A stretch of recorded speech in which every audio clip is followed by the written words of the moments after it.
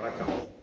Z from Javadupatti புது power writer அப்படிங்கிற YouTube channel மூலமாக உங்களை மீண்டும் சந்திக்க ரொம்ப பட்டமாகிடுச்சு. அத்தோட இந்த சேனலை சப்ஸ்கிரைப் பண்ணுங்கள், பெல் பட்டன் அழுத்த மறந்துடாதீங்க. அத்தோட எல்லாத்துக்கும் ஷேர் பண்ணுங்கள். ஓபிஎஸ் எதிர்பார்த்த ஒரு வெற்றியை நோக்கி தன்னைத்தானே இன்னைக்கு வரைக்கும் நகர்த்தி கொண்டிருக்கிறார். ஆனால் அனைத்திலும் தோல்வி. மற்றபடி இபிஎஸ் சேர்த்து கொள்ள மாட்டார் அப்படிங்கிறது துண்டாவே தெரிஞ்சு போச்சு. 2 மாசத்துக்கு முன்னால மாவட்ட செயலாளர்கள் மற்றபடி பொதுக்குழு உறுப்பினர் சொல்லிட்டு ஏகப்பட்ட கூட்டம் போடப்பட்டு அதில் ஓபிஎஸ் அப்புறம் டிடிவி சசிகலா மற்றபடி எல்லாத்தையும் ஜாயின் பண்ணிடுவோம் அப்படின்னு சொன்னதுக்கு ஒரே வார்த்தை சொல்லிட்டாங்க இபிஎஸ். யாரை வேணாலும் சேர்த்திக்கிறேன், யாருக்கு வேணாலும் மன்னிப்பு உண்டு. ஆனால் ஓபிஎஸ் டிடிவி சசிகலா அந்த குரூப்புக்கு மன்னிப்பே கிடையாது. யார் வேணாலும் இணைங்க, மற்றபடி இந்த குறிப்பிட்ட 3 பேரை தவிர எல்லாருமே இணைங்க, அதை பற்றி ஒன்றும் கிடையாது.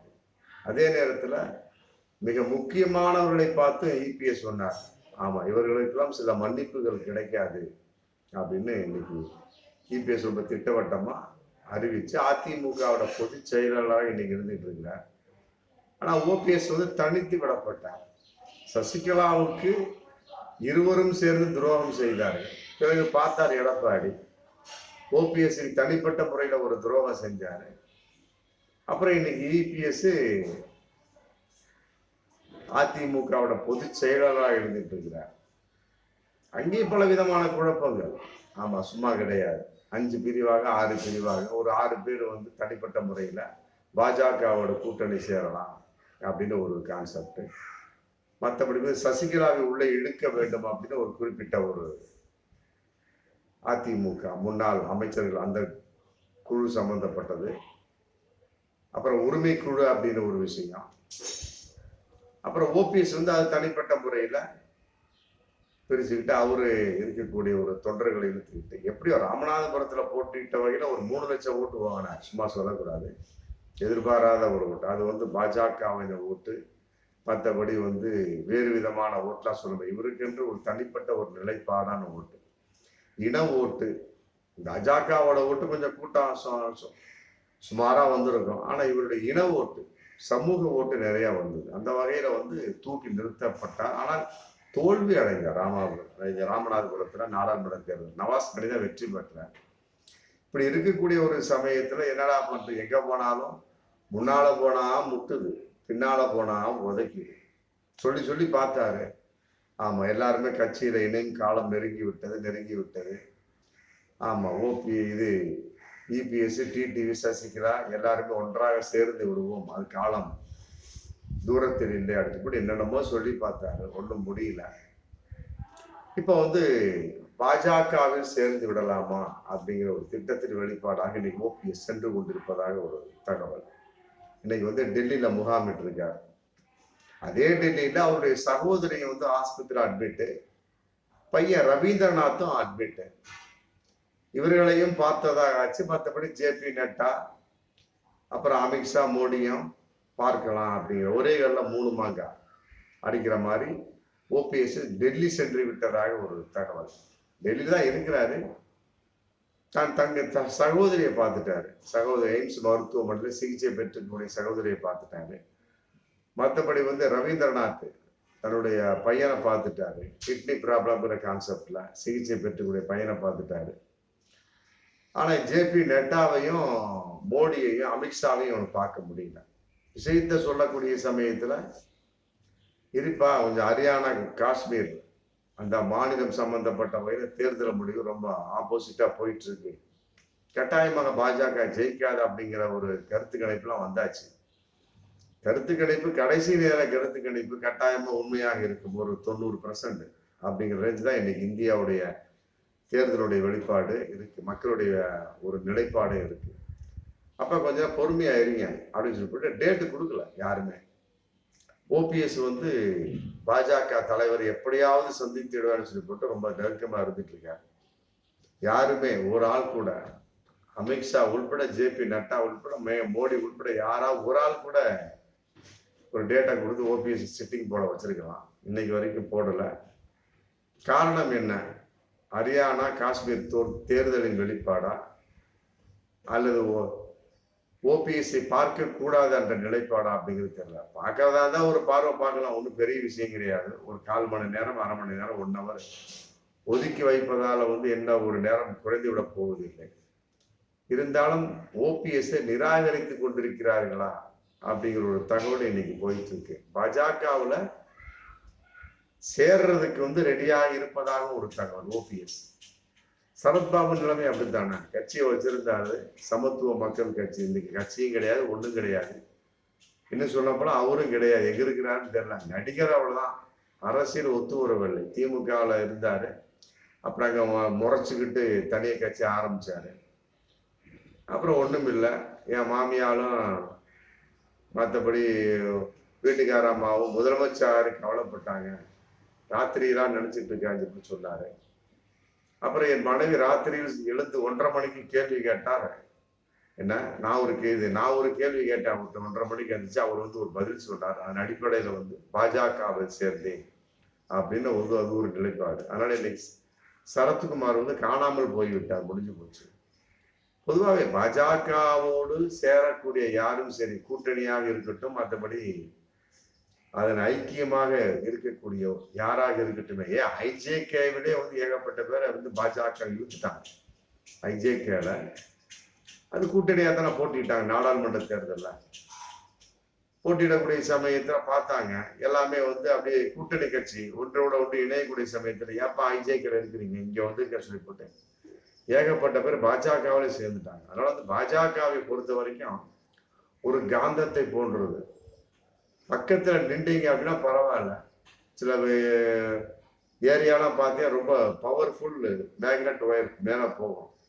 ஆமா, கொஞ்சம் தூரம் தான், அதுக்கு மேல அதான் இழுத்துக்கும். அந்த மாதிரி எல்லாத்தையும் இப்போ இழுத்துட்டு இருக்கக்கூடிய சமயத்துல பாஜக ஓபிஎஸ்சின் தன் பக்கம் பயம் இழுக்கக்கூடிய ஒரு சூழல். இல்ல ஓபிஎஸ் அப்ப இணைய போகிறாரா அப்படிங்கிற ஒரு விஷயம் இன்னைக்கு போயிட்டு இருக்கு. எப்படியோ ஓபிஎஸ் உடைய நிலைப்பாடு இன்னைக்கு தரிகிடத்தும், அதுல மாற்று கருத்து இல்லை. ஆமா, டிடிவியும் அது சேர்ந்தா அப்படின்னா அவருடைய நிலைப்பாடு ஒத்து வராது. சசிகலாவோடு சேர்ந்து பயணிக்க முடியக்கூடிய சமயத்துல சசிகலா ஒரு நடைப்பயணம் போனாங்க, ரவுண்ட் அப் அண்ணாமலை மாதிரி போனாங்க. அதெல்லாம் ஒத்து வரல, கூட்டமே இல்லை. அப்படிங்கிறப்ப எங்க போய் பார்க்கறது? அவர் நினைச்சு போனது வேற, கூட்டம் சேருமத்த அதன் அடிப்படையில் நம்ம அதிமுக கைப்பற்றி விடுவோம் அப்படின்னு நினைச்சாரு. அவர் பக்கத்துல கூட 2 பேரும் கிடையாது. அப்படிங்கிறப்ப அவர் இடத்துல போய் அதிமுக போய் சசிகலா கைப்பற்றுவது வாய்ப்பே இல்லை. பார்த்தாரு, சசிகலா பக்கமும் ஒன்றும் இல்லை, டிடிவி தனி நிலைப்பாடு, அது சேர முடியாத ஒரு சூழல். ஏன்னா அவருடைய ஒரு சீனியாரிட்டி வேற, அவருடைய டிடிவியோட சீனியாரிட்டி வேற இல்லையா. அதனால பார்த்தாரு. சரி, ஓபிஎஸ் இபிஎஸ் சம்பந்தப்பட்ட வகையில் 3 விழா எல்லாமே எங்க போனாலும் கதவு கிடைச்சிருக்கு. பாஜகவிலே சேர்ந்தலாம் சொல்லி இன்னைக்கு முடிவெடுத்ததாக இன்னைக்கு டெல்லியில் முகாமிட்டு இருப்பதாக ஓ பன்னீர்செல்வம், முன்னாள் முதல்வர், தமிழகத்தினுடைய முன்னாள் முதல்வர், ஜெயலலிதாவுடைய வலதுகரமாக இருந்தவர். பாருங்க, எந்த ஒரு நிலைப்பாடாக இருந்தாலும் சரி, அதிமுகவில் யாராக இருந்தாலும் சரி, எந்த கட்சியாக இருந்தாலும் சரி, பாஜகவில் கூட்டணி வச்சா கூட சரி, மற்றபடி சும்மா சாதாரணமா சேர்ந்திருந்தாலுமே சரி, அவர்கள் தன் பக்கம் எடுக்கக்கூடிய ஒரு சூழலை உருவாக்கி விடுவார்கள். 3 பேரும் மொத்தமா சேர்ந்து எல்லாம் பண்ண பாஜக இன்னைக்கு சொல்லிட்டு இருக்கு. ஆனா எங்க போனாலும் கதவு அடைச்சிருக்க. அப்படிங்கிறப்ப என்ன பண்ண முடியும்? பழைய கூட்டி கதவை திரடி பாஜகவிலே சேர்ந்தலாம் சொல்லி இன்னைக்கு ஓபிஎஸ் தன் நிலைப்பாடா ஒரு முடிவெடுத்து விட்டதாக ஒரு தகவல். அங்க ஹரியானா ஜம்மு காஷ்மீருடைய ஒரு நிலைப்பாடு தேர்தல் போயிட்டு இருக்கு. பிடுங்கிக்க 2 அப்படிங்கிறது கருத்து கணிப்பு போயிட்டு இருக்கு. அதன் அடிப்படையில் என்ன பண்றது அப்படி அவங்க முடிச்சுட்டு இருக்கிறப்ப இவருக்கு போய் உட்காந்துட்டு எனக்கு கால் சீட்டு கொடுங்க, அப்பாயின்மெண்ட் கொடுங்கன்னா யாருமே பாஜகவில் யாருமே ஓபிஎஸ் மதித்ததாகவே தகவல் இல்லை. அதனால தங்கச்சியும் தன் மகனையும் பார்த்துட்டு, அட்மிட் ஆகிருக்க மகனையும் பார்த்துட்டு விட்டார்கள். இன்னைக்கு அநேகமா பெறப்பட வாய்ப்பு இருக்கு அப்படிங்கிற ஒரு தகவல் இன்னைக்கு போயிட்டு ஓபிஎஸ் டெல்லியிலிருந்து சென்னைக்கு விடுவார் என்றாலுமே கூட அவருடைய நிலைப்பாடு ஓபிஎஸ் பாஜகவை இணைந்து விடுவார் அப்படிங்கிற தகவல் இன்னைக்கு போயிட்டு இருக்கு. எப்படியோ தன் சொத்தை பாதுகாக்க வேண்டும், ஏதோ ஒரு வகையில தன்னை பாதுகாத்துக் கொள்ள வேண்டும். அப்படிங்கிறப்ப எனக்கு வந்து ஓபிஎஸ் பாஜகவை நாடி விட்டார் அப்படிங்கிற ஒரு தகவல். அதை வந்து பாஜக எவ்வாறு ஏற்றுக்கொள்ள போகிறது அப்படிங்கிற ஒரு தகவல். அதையெல்லாம் விட எப்படி இருந்தாலுமே சரி, பாஜகவுடைய நிலைப்பாடு ஓபிஎஸ் ஏற்றுக்கொண்டுதான் ஆக வேண்டும். ஆமா, அப்படிங்கிற தகவல் இன்னைக்கு போயிட்டு இருக்கு. பார்ப்போம், வரும் காலங்களில் வந்து தரிகெடுதும் சும்மா ஒரு நார்மலா ஒரு கட்சியை ஏற்படுத்தி ஏதாவது பண்ணலாம் அப்படிங்கிற ஒரு விஷயத்தின் அடிப்படையில் ஓபிஎஸை பார்த்தேன் அப்படின்னா அதுக்கும் வந்து அவர் வேணாம் அப்படின்ட்டாரு. பயங்கரமா காசு செலவாகும், எல்லாம் போஸ்டர் போட்டு அவன் இதில் சொத்தை அழிச்சிடுவானுங்க.